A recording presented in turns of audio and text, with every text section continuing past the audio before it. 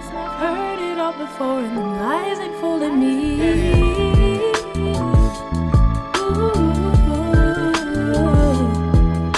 Tried it all before, it was cool, just not for me. Heard it all before, and the lies ain't fooling me.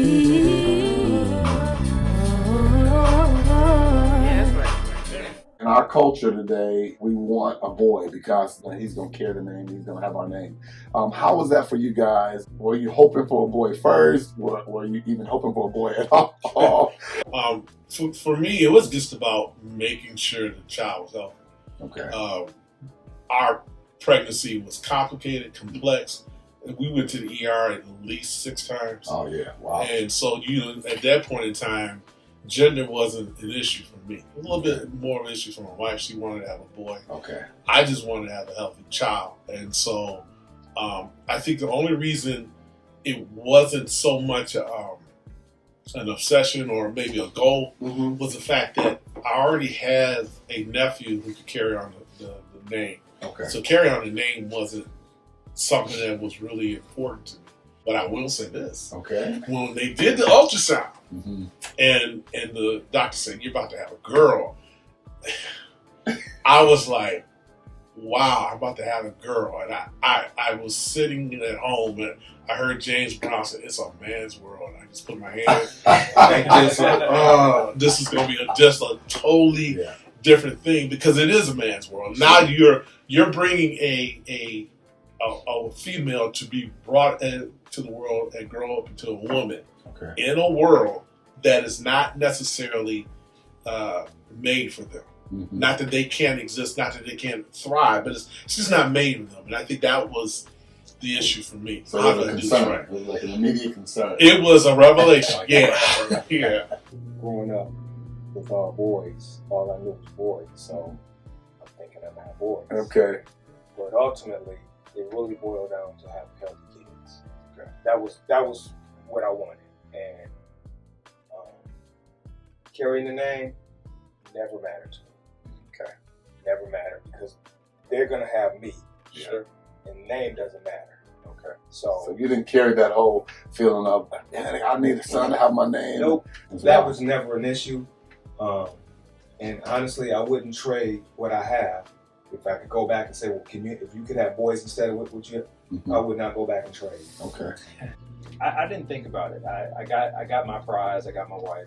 I figured kids would come with the package at some point, and that's really how I looked at it. She really had the desire for. She wanted a boy. At least one boy. She wanted a boy. You wanted a boy? No. I really didn't care. Okay. I'm a square. I really didn't care. I really didn't. But, I do remember we had a miscarriage, our first attempt, and I remember my dad. It's like you kind of discover the gravity of that name. And it was like, and then learn how to grieve with other people. And my dad, one day we were talking, and he just shared, he released his emotions, and he said, but that was my blood. Sure. And so I probably understood what he was like. I even felt what he was saying, But in that moment, I think I understood the importance of the grandchild. Okay. To the to my dad. Sure. But I still didn't care about the boy as much. Okay. My wife did, and then we started talking about it. So then it was like a name. She said, well, if we have a boy, oh wow, what are we going to name him? Are you going to have a junior? I said, Dad, my name doesn't flow junior. It's already long. And then you add a junior with another dot at the end, and the child will never go outside and play. Got to spell your name first, So I think we started playing with different things. And I said, well, I want my name somewhere in there, like maybe something. I don't really know. Okay. So, but then obviously when we had girls, we do think about it. Speaking of your statement, it was totally different because I know girls. Sure. And when I go hang out with my nephews, they don't say hello the way the girls say hello. Right. The girls hug me. They punch me. So it was just different. Yeah. I just think the idea of carrying on the name, I don't know if it has as much significance now in the 21st century as it did back then. Because one reason you carry the name because you really didn't have any other legacies that you could give your child. But for me, and maybe it was just because of the fact that I already knew who I was. There's a very strong sense of family and a very strong sense of identity. It was, for me, it was more important to have character than it was just to have the name.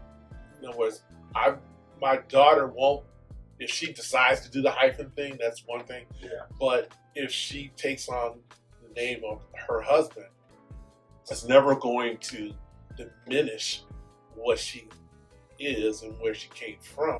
So did any of you guys think about naming your daughters a little bit of your name? No, not Eric. Or No. Richard, No. Erica. No. My daughter's kind of, sort of.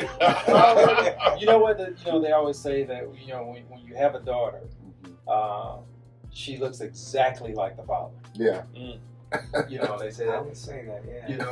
And so that was enough validity. Okay. But she is definitely an A-N. What I thought about was just how much it took for her to get here. Okay. Okay. My wife's middle name is what I gave her as her middle name. Would you say you have a very special relationship with your daughters, or your daughters more close, a little closer to you or to your wife? What season is it? That's right. Now that's a good point. That's right. the answer. As you as a dad, you're Superman up until about age 11. Okay. You're Superman. So you're this bigger and larger than life person in their lives. You provide all the jokes, right? You provide all the comedies. I won't go that far, but you all have different experiences. Right, it's right. so interesting. But I think when you have that expression towards your daughter, it kind of creates that bond, because no matter what, she knows that you are there for her. Sure. And I think that's where the relationship becomes unique, because you look at her as someone to protect for sure. You know what I'm saying? But also someone that you want to figure it out on their own, on the same token. One of the things I always say is, as my daughter's father, I'm the first man or an example of a man that will ever be in their life. Right. So you got to get it. You got to do your best to get it right. You're not gonna always get it right, but you got to lay a good foundation, because they're gonna a lot of times try to emulate. Oh, they're watching how they grew up. Yeah, absolutely. And even that, I think when I was born, I had this repeating kind of anxiety. Okay. Like even when I got married, I had this moment where I was like totally unsure, and I just remember I called my dad and I said, wait a minute, like how do you do this? How do I love her? Like, am I gonna love her right? I was like, how do you do this? And he was like, he said, the love is there. You're going to love her right. So you're talking about you gotta get it right. And I think that, especially when I look back, I didn't know what right really was. The funny story with Anaya, but I never really, it was like she was really attached to Carmen. That was her. I mean, Carmen read, she rubbed, she whatever. They had this thing going on, and I would try to whatever. So Anaya would never take to me. Okay. She just really wouldn't. So Carmen said, "You just gotta get up first thing in the morning for the first feed." I'm like, okay, well, what time? I said, well, it's like 4 o'clock. It's like, okay, no problem. It was like, I'm good, right? So I get up, boom, I'm up, and then I said, well, I gotta, so I go downstairs. I got a rocking chair. I got an old rag or something. I'm trying to smell like Howard or something, right? And the night, and she was right. It was like playing right into the plan. It's like, oh, great, this is gonna be great. And she gets there, and she's kind of like, yeah, seems familiar. And the bottle goes in, and she's like, yeah. And then she looked up and saw that it wasn't Carmen, and said, wow. She let me have it. I was like, oh no. Like, who are you? Right. You told me this is not, And I mean, my feelings were hurt so bad. I remember that was the earliest I got to the Fisher Building. Really? I think I was there by 4:30. You felt Is that right? I went right to work. Wow, I got dude. no value here. Okay, I went right to work.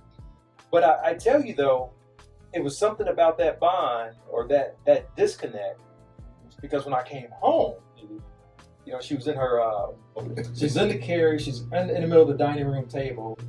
You know, Carmen's in the kitchen, so she's looking, and I come in, and Carmen did something really I thought was strange, because this is a newborn. Right. She says, she kind of grabbed me, and she says, "This is your father. He loves you. I love him." And I was just kind of like caught, like, well, what? And I'm thinking, like, She doesn't understand. all I know, let me It's tell you the something. baby, right? My relationship changed instantly. Is that right? It's Instantly. like she got it. She got it. gets She said, it. he's all right. He's the Wow. reason you're here. Wow. You know, I think something Rich said, he said that, you know, you're going to be the first man that leaves the blueprint for other men that come behind you, right? Scary as I thought that might be. But I wanted to make sure to let her know that a good relationship is not based on how much authority can be enforced on. Right. You know, like, now I want you to understand that this is what a man should be able to do. A man should be able to do things that's not necessarily reserved for women, but in all aspects of life, or learning how to wash a car, or learning how to map. So I wanted to be not so much the perfect person, but just to show here are aspects of masculinity that you should be able to identify. Okay? Because that was one of my issues. We've all grown up as men. We've seen women in relationships that were not healthy. Right. Right. So you don't want your daughter to be the next person in line for that, right? Sure. So you want to be able to not only just, you know, educate them on it, but also help them understand that, hey, if I'm going to be a template, this is what should match up. And you try to keep that in mind, and not everything you do, but in those cellular moments. What's the database, right? You know, you got to pull from somewhere. Right. So they got to pull from. If they didn't see their father do it, say it, then I tried to really do the opposite of how my dad raised me. My dad grew up in that school because I said so. Okay. And for a person that's curious, naturally curious, that's not sufficient, right? Right. So I just observe. The scriptures talk about observing the child and training it up in a way. So she's naturally curious. Therefore, I have to give her more information of why I'm disciplined. I think the one thing I did not want to start negotiating. I just, in looking at other people who had kids, and by the fact of my age, negotiate. Yeah, no negotiation. Terrorists and kids, negotiation, straight up. I'll explain. So counting the 10 and All that, bro. Yeah. Okay. You didn't do that. So you're a talker. You're a good talker, Dad. You instructed her, and you gave her some things, and put some things in her ears, I would say, to get her together. I guess. I don't. Yeah, I guess, because, like I said, I grew up with, because I told you, right, or go to bed now, and that was it. And right. You went, or you faced the consequences, and I knew that was one of the issues becoming a young adult and reconciling the issues with my father that I had to work through. Sure. Because of that. So, you know what? Let me try to do it a different way. Okay. I grew up under that same regimen because I said so.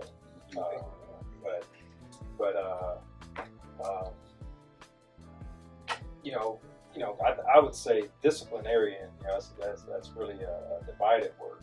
Okay. You know, in terms of, you know, sometimes the discipline is stop the behavior. You know, describe it. You know, like you said, figure out why are you doing it. I think Carmen was probably the more disciplinarian. Okay. She spent more time with the girls.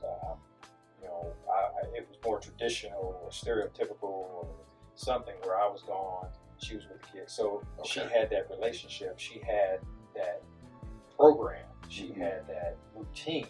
Okay. You know, but, you know, I still had my things Sure. that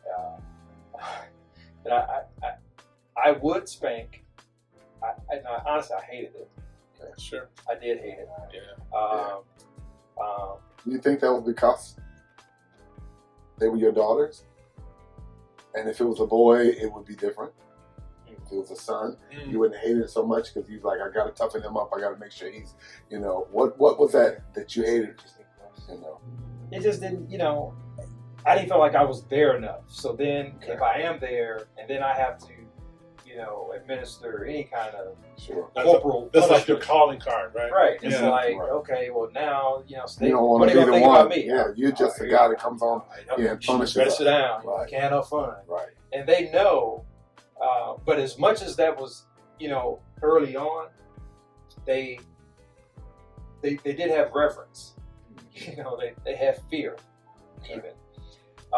One night we had movie night, and they were like, "We're gonna stay up all night." I'm like, "Yeah, okay, that's what I do on Friday night. I'm gonna stay up and watch movies until I just can't keep my eyes open." And one night we stayed up, and I don't know how late it was, but they beat me this night, and they really did beat me. And I fell asleep, family room, couch, and all of a sudden I heard boom.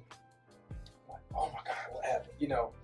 And I can hear them in the bathroom, and I'm like, what? So I go in the bathroom, and the cabinet over the toilet just on the ground. And I'm thinking like, so I look up and I see this string, just kind of, in the words of the infamous, conjiggy. Yeah. Right. And I'm like, and I said, then we watched Peter Pan. Mm-hmm. So they tried to fly. They tried to So fly. they was sitting there like, I'm getting in trouble for Right, my okay. and we broke something, Right. And I said, were y'all trying to fly? And I'm like, yeah. I said, that was a pretty good idea. Exactly. So I Cool. chilled them out. Right. Cool, Right. cool. Yeah. So, so you get to have fun with it, as well. You get to show them grace and mercy. Yeah. You explain to the kids what the issue is and why. I think Yeah. that's important. Talking it out talk was to definitely different part of it. Absolutely. Right. Absolutely. And not just start wailing on them or yelling at them, Sure. about something. Are you in trouble? And come in. It's very important of how you instruct your children. To actually get to the next level of. I was just thinking. One of the big things about raising children, daughters or sons, is relationship. Yeah. And the fact that you must be in their lives. You must relate with them and actually speak their language. So Absolutely. whatever their language is at that season in their lives, that's the language you need to understand. I think it's important. I mean, Antonio talked about the traditional family, where he was out working, maybe his wife was at home, or with the children the most. So she created a language, she created that information that they understood, Right. I just think it's important. Relationship is really going to be the key, Yeah. You talk about different seasons and different age Yeah. groups. No matter what age, in my opinion, no matter what age the kids are, if you are in deep relationship, which means you are walking with them from the teenage years to the early 20s and beyond, they are feeling you because they're like, okay, this dude sees me. Right. And I think if we can see our kids, no matter what at what stage we're in as fathers, we have an inroads to always raise them, deal with them, speak into their lives, right? And we got to know that that's not necessarily a long tenure of seeing them. That's It could be Sure. a moment Mhm. that you connect. I would say when you talk about seasons, my wife, way of jobs were, she was primary disciplinarian, but generally whoever was with them, whenever whatever happened, we addressed it. Right. Okay. And so I was around enough later on that stuff happened, I had to deal with it, and we were talkers. Okay. Because I said so didn't always work. Well, I didn't feel like it was an effective communication route. Yeah. Right. And so I think it helped explain things. Whether or not they agreed with it, they at least knew why. And so Antonio was talking about mercy and grace. I remember one time my daughter had a cell phone, and Don't lose your cell phone. Don't lose your cell phone. You know, what did she do? Lose it. She lost her cell phone. So my wife and I are talking about the whole punishment thing, and then we came to the conclusion: the biggest punishment is she doesn't have her cell phone, Right. and we're not going to rush to buy another one. Right. So you learn the next time that you get one to take care of it. Yeah. And so sometimes she didn't see it as grace and mercy, but it could have been far worse in terms of what the punishment could be. Sure. Whenever you hear discussions about parents and kids, they always want to bring up the top three, right? Sex, drugs, and bad relationships or something. Mm-hmm. Like those are top three. No, the other thing is having a relevancy in relationship that they can talk to you about the subjects that you've already gone through. Sure. I still remember one day I was driving home and picked her up from school, and she asked me about marijuana. Which I'm going like, okay, well that was a nice right cross as we come into the next section. Okay, what do you want to know? Well, I heard so and so on the internet that marijuana up before. And it's like, okay, I got 2 ways to go about it. I can go crazy, like if I ever see you with a joint, I'm gonna kill you, or we can sit here and talk about it. And we just start having a conversation, and it helped me relate to her because I started bringing some of my experiences. Sure. Those kind of Absolutely. things. But the one that threw me off, and you talking about daughters, this is a different conversation when they want to talk about sex. Yeah. She asked me when did I lose my virginity, and it was like, I said, before I answer that question, I got two for you. Mm-hmm. Why are you asking me? Uh-huh. And why are you asking me now? Mm. And she said, I just want to know. And so we had that conversation, and I brought in every real aspect of it. Sure. And I told her, I said, hey, here's a question that you did not ask that you should have after 15 minutes of going back and forth. Right. She said, what question was that? You didn't ask me how I felt afterwards. Mm. And she looked at me, she said, okay, well, how? And I explained it to her.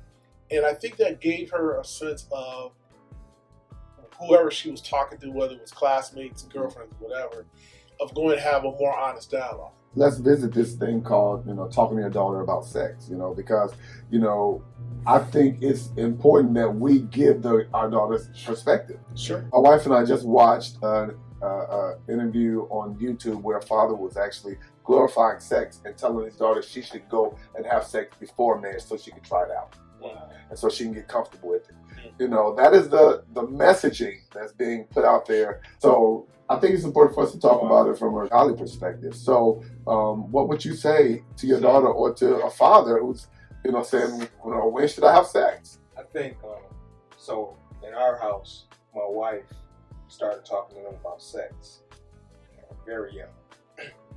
Because so much stuff out there, so much information that they can get access to.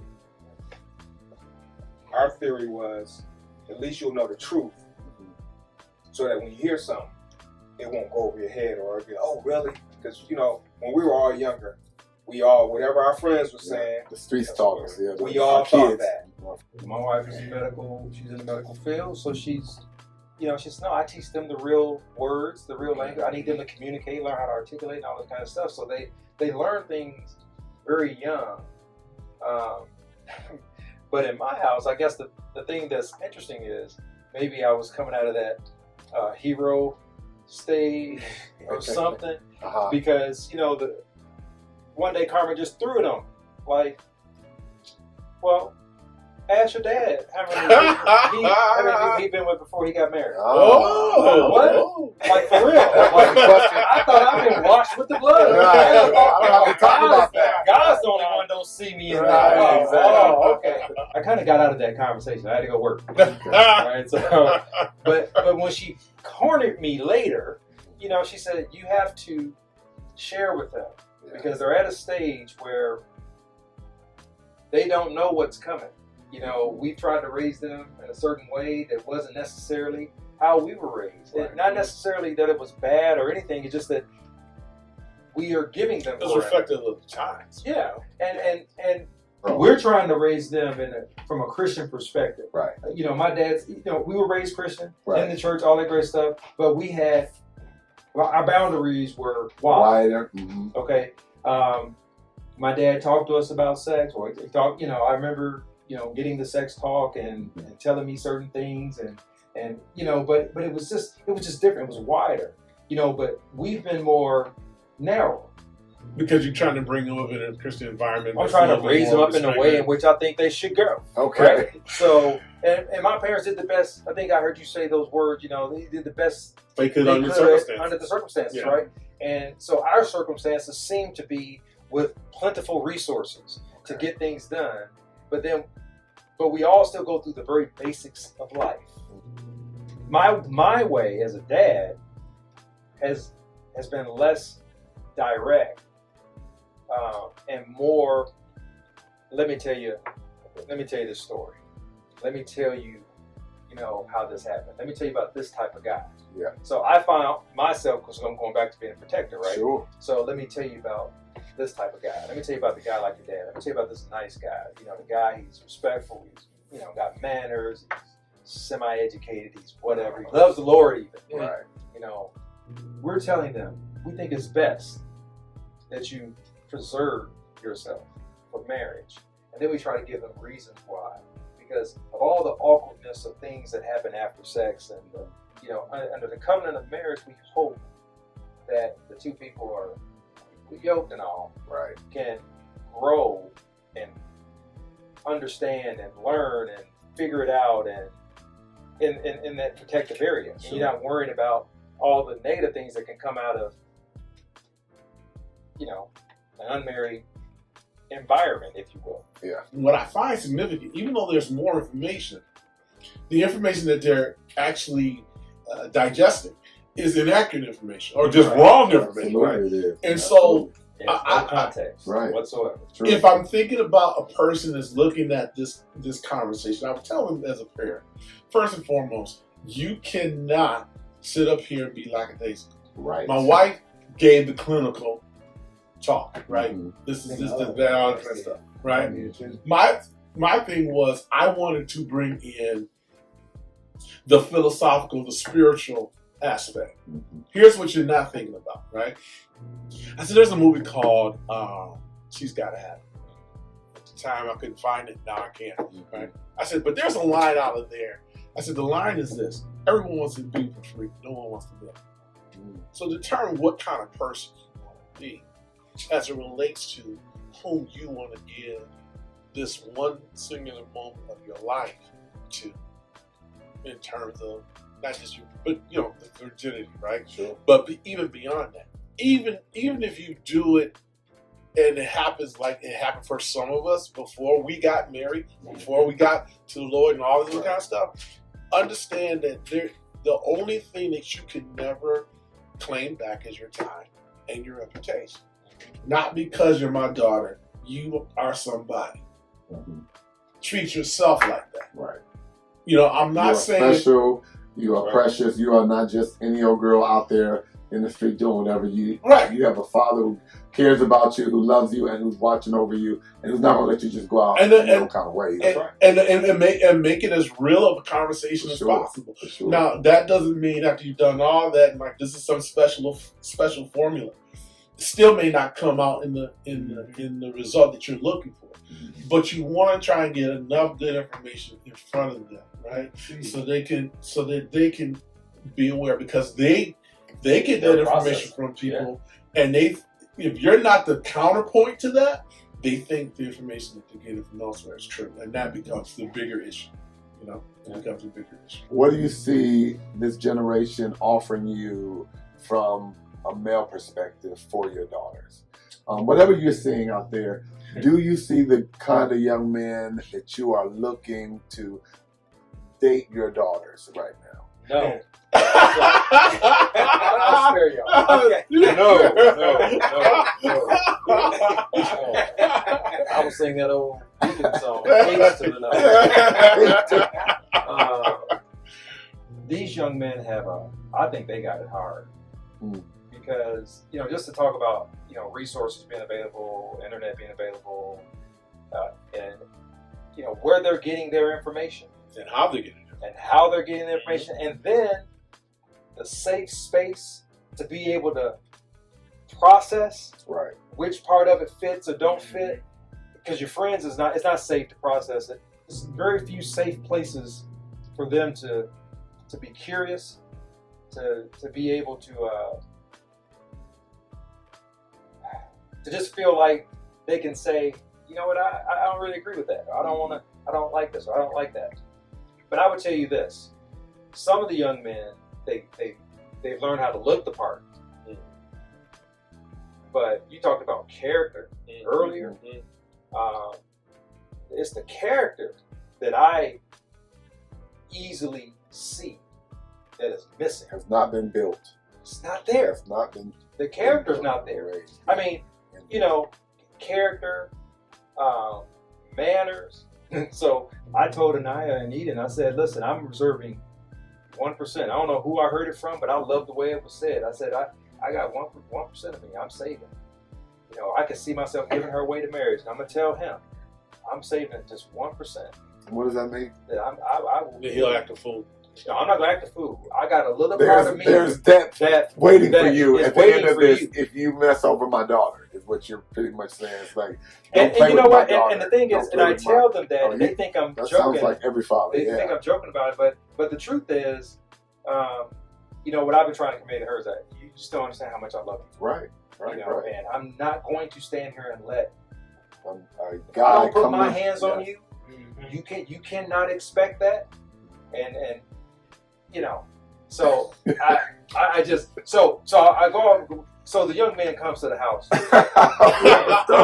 that was the story. All right, go ahead. I didn't really know what happened. Like it was confusing to me Right. because I hear her saying, "Hey, I'm getting ready to leave," and I'm thinking like, young fella. I mean, I don't know. First time a guy comes to the house, pick up a daughter, come in. I need to check you out a little something. Right. Who are you? Right. That's Who a your big people? one. Yeah, look, I'm from Paducah. Who your people? Oh, that's Maze, baby. Okay, I know. Right. Okay. I know you. I need to know who you are. Sure. Right? And he did not come to the door. Yeah. But see, the real chief in the house, okay, she was on it quicker than I was. And she went outside.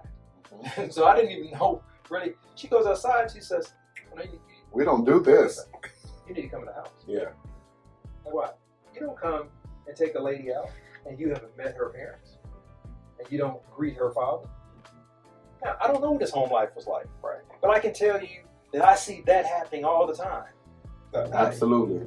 I think it's important to make the statement while we're talking about this subject, and that is that we have a parent problem. Yes. A parenting problem. Not so much a child problem. It's the parent. We're not raising our sons or our daughters to be, you're talking about having character and to be honest and have a standard.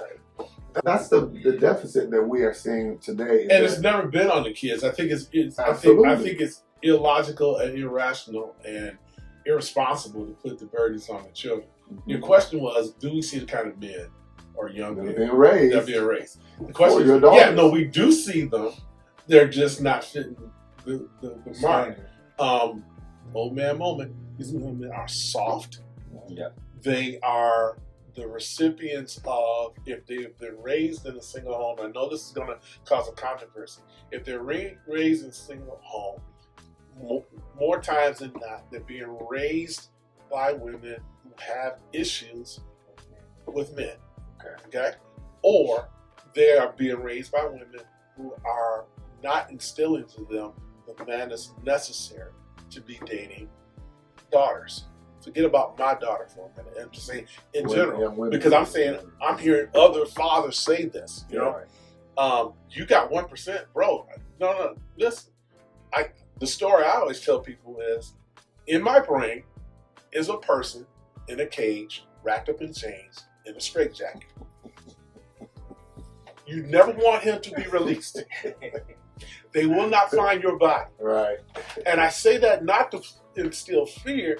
I'm just scared of what I am capable of in that circumstance. Whenever my daughter is being put in jeopardy or being in any way harmed, you don't want to meet this father. I don't want to meet that person. That's right. You You know don't what want I'm to meet this father. But I do see young men who are very reactive, extremely emotional, somewhat unstable. And it is because outside forces that are not their parents, that are not their mom, not their grandparents, are instilling in them. This is the behavior that you should be conducting yourself on. Right. Sure. They're being raised by this culture. Mm-hmm. Is anybody worse than my daughter? Yeah, somebody somewhere. Yeah. But they're all going to have to come through a process. Absolutely. And so having the ability to present yourself to me will be tantamount. You're not coming to my daughter any kind of way. Like you said, whether it's coming to the door, introducing yourself, or you dropping her off at a proper time. Right. There's going to be a certain amount of decorum that I'm not asking for, I demand, because I think my daughter is worth it. There's certain things that are just not negotiable. Right. And that tells a lot about the young man's character if he's not even willing to come to the door or come into the house to greet you. Or upbringing for that matter. That too. Yeah, right. Blowing a horn. Yeah, or call and say I'm here, or texting or whatever. That's just not gonna fly. I don't think people date now from the aspect of developing a long-term relationship. Right. I think it's a means to an end, whether that end is sex, whether it's just companionship or just quote-unquote turning it up.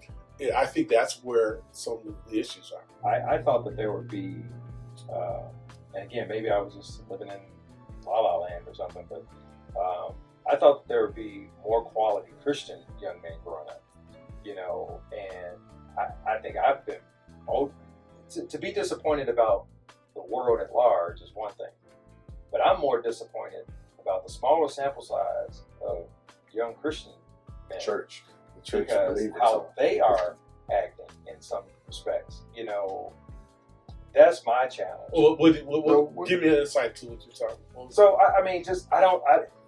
every characteristic you gave about the young men at large, Mm-hmm. soft, Mm-hmm. they're not independent, Mm-hmm. they're Right. not mature. Okay, they're being taken care of. Mm-hmm. So how can they? What are they expecting out of dating? I don't see young men hungry enough to find out what it is to be a man. It's not like they are walking up and saying, "Hey, mentor me." Or if they are, and you say, "Okay, I'll mentor you. Let's meet such and such, this, that, and the other." Time to start this process. Now there's a whole bunch of explanations, excuses why they can't get together.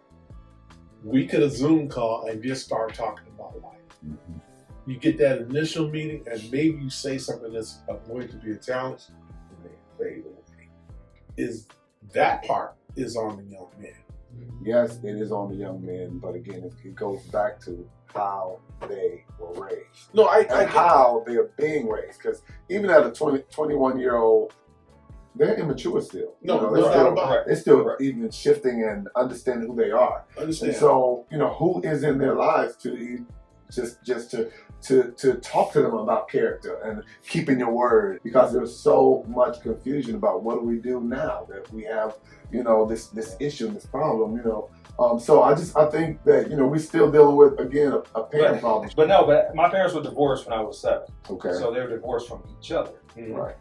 But in those places, what I recall is, he had a vested interest in me, Correct. regardless of he and my mother's Mhm. relationship. So then I understood the words, "You should know better." And to know better means you were educated Absolutely. in some way. Counsel, Yeah. and I mean educated, someone somewhere taught or showed That's right. you a different and or better way. Mhm.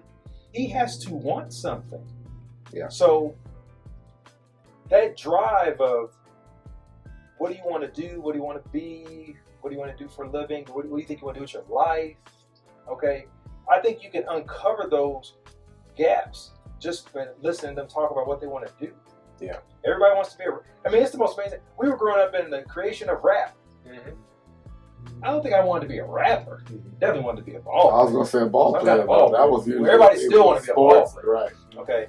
Yeah. But but today it's like everybody wants to just be famous. No, but that's the platform. But I guess, and I'm agreeing, and I guess where we're disagreeing is, to answer your question, the original question. No, I don't. I'm really not impressed with the younger men today. I think in certain regards they're better in terms of they're in some cases understanding where they are in the world today. But the core that makes up a man that I'm looking for my daughter, I don't find it right now in abundance. I find it as rare. I agree.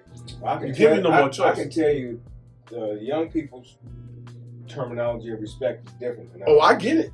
I get You it. know, it's like this. Right. No, I get it. Well, I that's, understand. if you think about it, that's where a lot of, I would say, daddy-daughter arguments kind of are birthed out of. Absolutely. Even talking about the word respect. Mhm. Well, how am I disrespecting you? Yeah. But that's part of the issue. They don't know what respect is to us. And my daughter, I want to say, when that phone got introduced, right? So, but I remember this so clearly because I had rules, right? Wrote them on the refrigerator, right? But what happened was she had a rule about, boy phone calls, right? And so one day I'm taking her to dance, and, it was odd to me to hear the phone ring, and it wasn't mine, and the phone ring. And, I didn't say nothing. And then I said, a little quiet, I said, who was that? And then she told me. I said, why is he calling you? And this is what she calls my tangent. I said, he don't respect you. And she says, why would you say that? I said, because he don't respect me. Why would you say that? Does he know you can't have boy phone calls? I think so. Yet and still he called. Yeah. So not only did he call, he knew you had that rule, which meant he knew my rule. So he knew it was from me, not from you. Yet he called. He could have texted you. He could have emailed you. Sure. Whatever they got. Right, they got Instagram, Facebook, you did all He that. could have did a few things, right? But he called. I said, so you gotta be really careful with a guy like that who knows he knows what your boundaries are, and he will breach them. Not to save your life from some boundary that is causing you to die, but because he wanted what he wanted At the time. So, okay. I said, absolutely. So what was interesting about that young man at that young age, okay, was that he resurfaced later. Of course. And he was who I called him to be. Yeah, I mean, But, so again, respect. yeah. Now, mind you, we are over the top. I mean, we sound over the top about that. But I'm happy to have these type of issues and not The other ones where The you other got to ones. pick up the pieces. right. But I think I got to be hopeful though, because number one, I got 2 daughters. Right. Sure. Number 2, I want them to find, fulfillment, love. I want them to find a man. So we start praying for him, whoever he is. Praying that he have a relationship. God work on. I know you are. You know why I know he's working on that husband or that man, because he was working on me. Somebody was praying for me. You are trying to be that stabilizer as they are working through their emotional growth and their insecurities. That's not easy. Right. So I can tell her all the time, but until she believes in herself, right, I'm trying to navigate that. That's the other dynamic in raising a daughter that becomes a challenge. Sure. Do I want to create a superwoman? Nah. But I want her to be able to be able to embrace who she is. The fact that all these generations have come through time to this point that you are now here, and you have that burden, that legacy, and that opportunity to be greater than. I like that. So that's my hope for it. He said a lot of things that I agree with, but I would like to add, I want my daughters to be happy. I want them to be okay with themselves and not feel as if they need somebody else to validate who they are. I want them to be comfortable with who they are and that they're fearfully and wonderfully made, just as they are, and not to be a part of a statistic or stereotype. You know, I want them, whatever their goals are, to hit their mark. Okay. I don't know all that they are going through, especially now, how they are navigating these waters. But it's dangerous out there. Sure. There's so many outlets, and I worry about some of them. I worry about a lot of them, but I pray that we sowed into them the word. We sowed into them some good example, and we have the communication. It's open. Yeah. You know, one of the things I did with my daughters, and they both talked about how I kept in communication, kept talking to them throughout that whole college I experience. stole that, by the way, from you. Is that right? I said I stole it. I borrowed it. Absolutely. So you was looking for it one day. I think it's important. I use it. Yeah, I think I heard you say that once before. and I never use stop it. talking to them. And that was the thing, I think, for me, that God's clearly spoke in my heart, to never stop communicating, Absolutely. never stop You speaking can't. into their lives. You That's know, right. what I found really powerful is one thing God said: type the prayer out and send it to them. So while they were in their dorms, they had a prayer framed. I framed it and everything that I sent to them to make sure they knew that their dad was thinking about them and praying for them. So again, the things that I was praying for were the things that were in. They were dealing with every day. God, I pray for favor with their instructors and their professors. I pray that they'll have clear understanding in the classes that they're having the toughest times in, Lord God. I mean, I've made it a point to make sure they knew I was in their lives and that the communication was never going to stop. No matter how crazy things got where my kids said, well, I did so-and-so. You did what? You know, and when I was disappointed, But that's still communication. I still No, communicated. and That's so valuable. And I think daughters, women need that. They need the communication, and you have to put yourself in a position that you are always available. Okay. So the thing I've always tried to tell my daughter, I said, beyond being typical for the next person that you marry or person, I have to be the person that you can see God, Right. that you can see the Father. That's right. That you should be able to come to me and ask for it, even if I can't get it to you, or I say no, right? That I give you an explanation. I want there to be, I think there should be something that I have exhibited that she would desire to see in a husband role. Yeah. I hope that I've shown her something. But since I'm still vertical and not viewed, Right. you know, I'm going to try tomorrow to give her another example. Okay. I love that. I love that.